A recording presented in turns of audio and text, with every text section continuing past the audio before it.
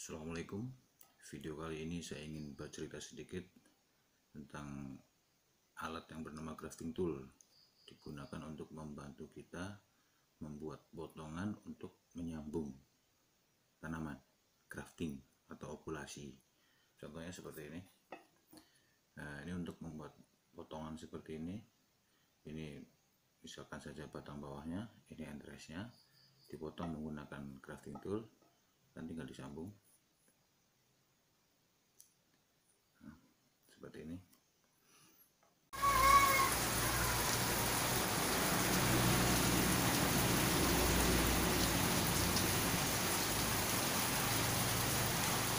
Kemudian ditutup atau diikat. Tujuannya untuk mempermudah kerja kita, mempercepat, dan utamanya itu untuk membuat potongan yang lebih presisi. Jadi antara potongan batang bawah dan potongan batang atas itu sama persis. Jadi ketika disambungkan, harapannya prosentase keberhasilannya tinggi. Ini saya beli online, harganya 189.000. Datang itu satu kotak begini, isinya grafting tool, obeng, kunci pas 10, serep bantalan ini, terus 2 mata pisau pengganti, satu model V, satu model U. Yang saya pasang ini model Omega. Jadi semuanya ada 3 mata pisau. Terus satu lagi grafting tape, itu untuk mengikat, itu sudah saya pakai. Cara kerjanya kurang lebih seperti ini. Ini kita buka kuncinya, lipat pengunci. Ini saya sudah siapkan alat peraga.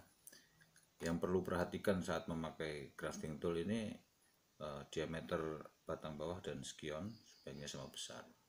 Jadi biar pas menempel itu sambungannya lebih presisi. Kulit ketemu kulit, kambium ketemu kambium, dan batang ketemu batang. Cara kerjanya simpel aja. Saya biasanya pakai untuk batang anggur ya, cuma ini nggak tahu apaan, lupa. Ini batang bawahnya, kita masukin di sini, ada bantalannya.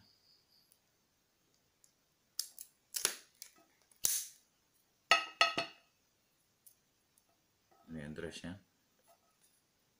Di sisi sebaliknya, pastikan di tengah. Jadi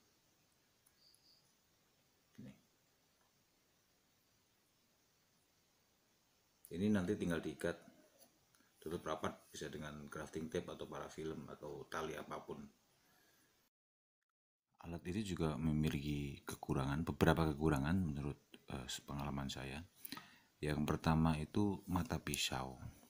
Jadi mata pisaunya ini, yang ini, dia itu tajamnya nggak awet, dari bahannya juga kali ya. Jadi untuk beberapa kali pemakaian, beberapa puluh kali, dia harus diasah ulang. Kalau enggak, nanti hasil potongannya tuh nggak rapih, jadi kayak tercapik gitu. Lukanya itu nggak mulus. Nanti lain kali saya bikinkan videonya cara mengasahnya seperti apa. Saya cara mengasahnya seperti apa, tapi efektif. Jadi biasanya saya pakai amplas. Kalau dia tajam itu luka sayatannya tuh rapih dan tidak tercapik. Jadi kalau menurut saya sih luka hasil potongan antar sambungan itu kalau dia tidak rapi, tercapik, serat-seratnya berantakan, di sambungannya pun berpengaruh. Ketika hasil potongannya sudah agak tercapik itu memang harus dilepas. Ini matanya kalau saya lepas semuanya, ini saya copotin, terus ini saya asah. Kalau udah dirasa cukup, dirasa-rasa begitu, pasang lagi, baru mulai lagi. Kelemahan berikutnya itu ada pada bantalan yang ini untuk menempatkan cutting yang akan kita potong seperti ini. Jadi bantalannya itu dia kurang cekung, kurang begini. Jadi kadang-kadang susah, itu nggak tepat di tengah gitu loh. Jadi kadang-kadang harus kita lihat posisinya seperti ini, dilihat apakah posisi mata pisaunya tuh udah betul-betul di tengah atau belum, baru kita potong seperti ini. Kalau ngeliatnya begini kadang-kadang nggak kelihatan kalau mengandalkan pantalan ini, jadi nggak bisa tepat tuh loh, susah tepatnya apakah ini sudah di tengah atau belum, mata pisaunya irisannya tuh bentuk omeganya, bentuk U atau V nya tuh udah benar-benar potong di tengah atau belum. Jadi emang itu kelemahan yang lain, ininya kurang sekung. Bisa aja mungkin agak di sisik itu kita bikin sendiri, cuma saya belum pernah mencoba. Kelemahan yang berikutnya itu ada pada posisi mata ini, mata pisaunya. Dia itu kurang ajek, jadi dia bisa digoyang-goyang. Jadi untuk memotongnya rantingnya agak besar, dia itu kadang ini irisannya tuh nggak lurus.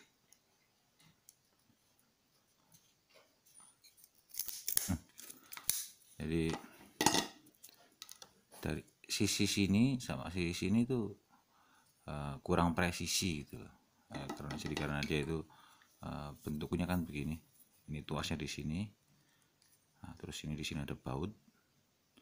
Dia bisa, kalau kita tekan begini dia bergerak ke atas dan mendorong ini ke sana.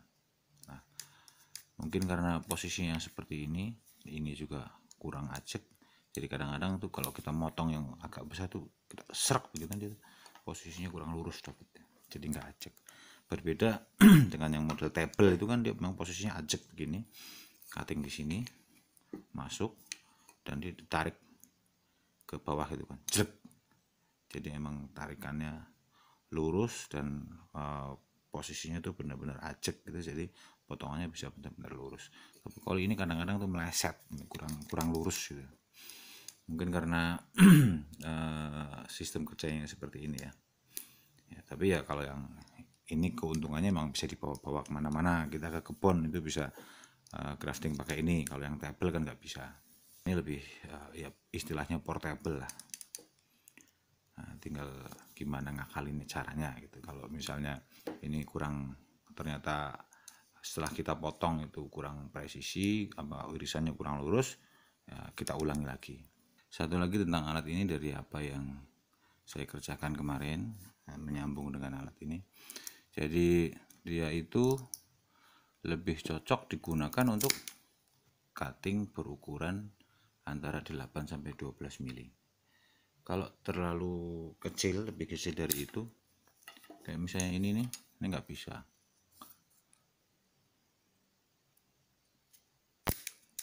Karena terlalu tipis seperti ini. Kalau yang V atau yang U juga saya pikir sama aja. Saya belum pernah pakai sih. Saya emang selalu pakai yang Omega. Cuma kalau terlalu kecil ya begini jadinya. Pinggirnya tuh terlalu tipis. Dan ini kalau model sambungan Omega begini dipasang pakai spion tua itu nanti paling-paling ya jaringannya mati yang ini. Jadi nggak bisa. Emang butuh ketebalan tertentu untuk dia bisa membangun kalus bridge, jembatan kalus untuk menyatukan. Jadi kalau terlalu tipis seperti ini susah. Nah, terus ini ukurannya kurang lebih 10 mili. Ini ukuran favorit saya kalau pakai alat ini. Hasilnya lumayan bagus. Nah, seperti ini. Kira posisinya juga bagus. Di tengah ini bagian pinggir-pinggirnya masih cukup untuk menyambung. Nah, disambung juga. Ini cukup kencang itu loh menggigitnya. Kalau ini terlalu tipis ini juga kan kurang kuat gigitnya, ini kurang kuat. Kalau ini ketebalannya cukup, ininya dimasukin gini juga enak. Kencang. Terus kalau terlalu besar ya seperti yang tadi saya bilang, ini kelemahannya karena ini posisinya nggak ajak, jadi kadang-kadang sebelah sini sampai sebelah sini itu irisannya berbeda. Jadi kalau saran saya dari apa yang sudah saya lakukan kemarin itu untuk size yang digunakan, size cutting yang digunakan memakai alat ini sebaiknya antara 8 mili sampai 12 mili. Sekian sedikit keterangan tentang grafting tool yang seperti ini ya, yang saya punya yang ini. Sedikit yang saya tahu, semoga bermanfaat. Wassalamualaikum warahmatullahi wabarakatuh.